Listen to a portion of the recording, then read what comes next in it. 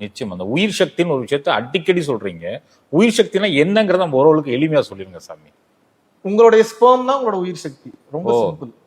இப்ப ஆண்களுக்கு விந்து அப்படின்னு சொல்லுவாங்க, பெண்களுக்கு நாதம் அல்லது சுரோனிதம் சொல்லுவாங்க. இதை பத்தி பேசுறதே இல்ல. நான் இதை மறைச்சு வச்சு பேசுறதுக்கு என்ன இருக்கு? இப்போ மக்கள் பல விஷயங்களை ஏற்றுக்கொள்ள தயங்குகிறார்கள், மயங்குகிறார்கள், அப்படிதான் சொல்லணும். இப்போ ஒரு விஷயத்த பேசக்கூடாதுன்றதுக்காக அந்த உண்மையை எப்படி நம்ம பேசாம அப்ப உயிர் சக்தியில தான் எல்லா ரகசியமும் ஒளிஞ்சிருக்கு. அந்த உயிர் சக்தியை பற்றி பேசவில்லை என்றால் எப்படி?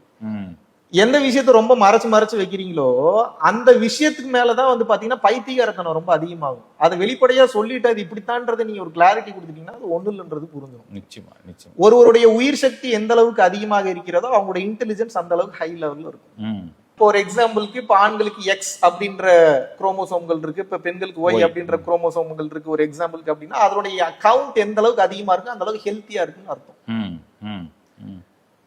நைட் ஆனா சீக்கிரம் தூங்குறது 8, மேக்சிமம் 9, மிஞ்சி போனா 9, அதுக்கு மேல முடிச்சுட்டு இருக்க கூடாது. அப்படி தூங்குனீங்கன்னா உயிர் சக்தி அதிகமாகும், வேஸ்ட் ஆகாது.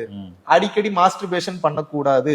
மாஸ்டர்பேஷனே பண்ணக்கூடாதுன்னு சொல்ல, பண்ணாம இருந்தீங்கன்னா சந்தோஷம். இன்னைக்கு இருக்கக்கூடிய மக்களுடைய நிலைமையை கண்காணித்து சொல்றேன்.